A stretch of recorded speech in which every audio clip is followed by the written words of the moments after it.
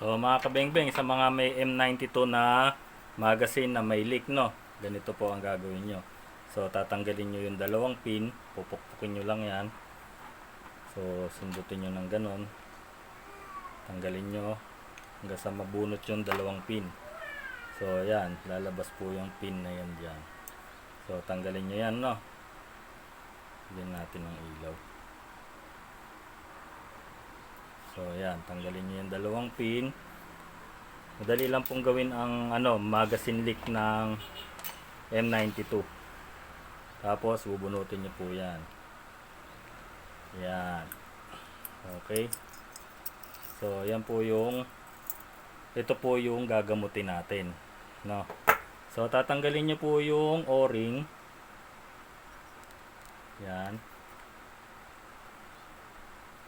Pero wag nyo itatapon yung O-ring kasi ikakabit nyo pa rin yan, no. So yan po yung mga nagiging cause ng leak. Yan, gaya yan, no. Nagkukulo-kulubot. So sa halip na itatapon nyo to, papalakasin lang natin siya. So gagamitan po natin ito. Ito po ay Sparco High Temp R. So ang gagawin nyo, tatanggalin nyo yung O-ring na to. So yung pwesto niya na yan, lalagyan natin ng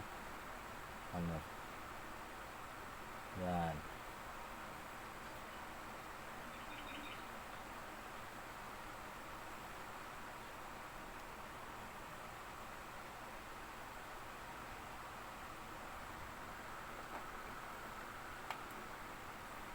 So pag nagtagpo na po yan,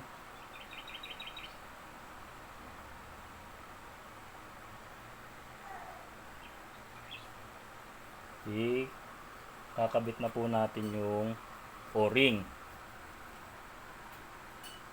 Yan, ikakabit nyo na tong O-ring.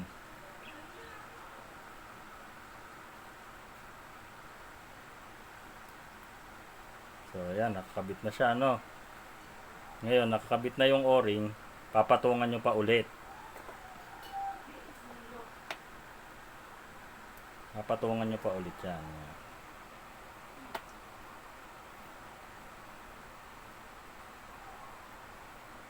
Wala pong masamang sumubok. Subukan nyo po at napakadali lamang po. Yan. So, ngayon, kakabit nyo na ulit sa sa unit, sa magazine. So pagkakabit po, ganun lang din, i-spring yan. So dahan-dahan lang.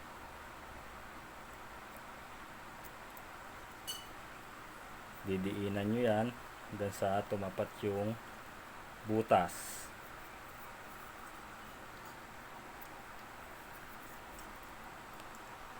Yan. Tapos kakabit nyo yung pin.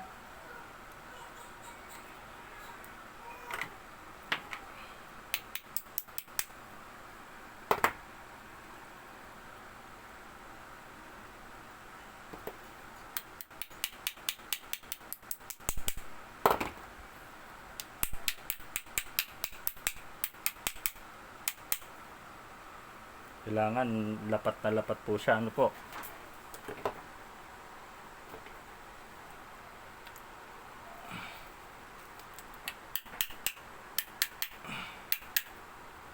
Yan.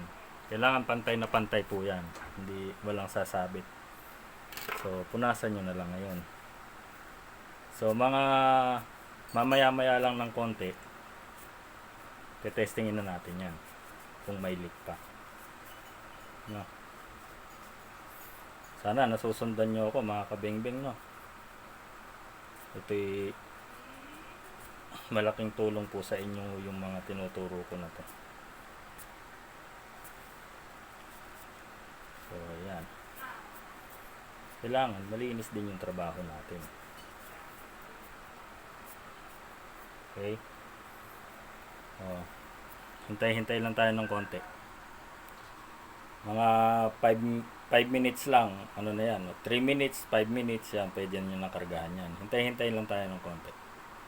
Pero syempre, pag may singaw, lulubog nyo muna sa tubig kung tama ba na dito siya sumisingaw. Minsan yan, dyan sa sulok na yan, dyan, dito, sa loob niyan. Pag dyan bumubula, ibig sabihin, dito ang problema niyan, yung nilagyan natin doon sa may o-ring. Pero kapag dito, ito ang papalitan nyo, itong inlet valve. Kapag dito naman, dito siya bumubula, o kaya dito, itong outlet valve. So, yun po. Ilulubog nyo muna sa tubig, no, para alam nyo kung saan bumubula. Pag binuhusan nyo dito, wala namang bumubula. So, possible dito lang siya. Yan. So, yun yung lalagyan nyo ng silicone. Pag dito naman, madalas dito sa ibabaw bumubula. So, dito ang problema niyan. Yung o-ring dito sa may bandang harap yung nasisira. Pero may nabibili naman na o-ring lang sa online. So, ito, pwede na natin itong lagyan ng gas. Testingin na natin.